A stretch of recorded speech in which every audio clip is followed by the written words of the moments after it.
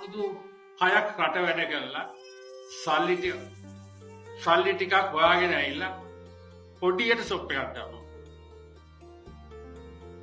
ඉස්සෙල්ලා මට එක දවසක් තිබුණා 3ට රවණ රුපියල් 55 කුඩයක් විකුණලා ගෙදර යන්න වුණා එක දවසක්.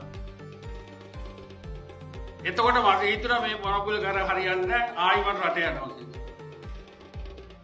මම පොඩි වැඩකුත් හිතුවා මේක පුච්චලා දාලා රල්ලි ටික අරන් ගෙදර යනවා.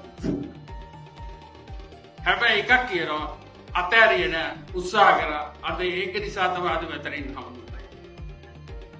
අද අපේ ආයතනයේ 1800ක් අද වැඩ කරන අපිට හොටල් එකක් තියෙනවා. ඒක නැතුව අපේ ආයතනයේ 1800ක් වැඩ කරනවා. අපි ලොකු සේවයක් රටට කරලා තියෙනවා. එච්චරයි.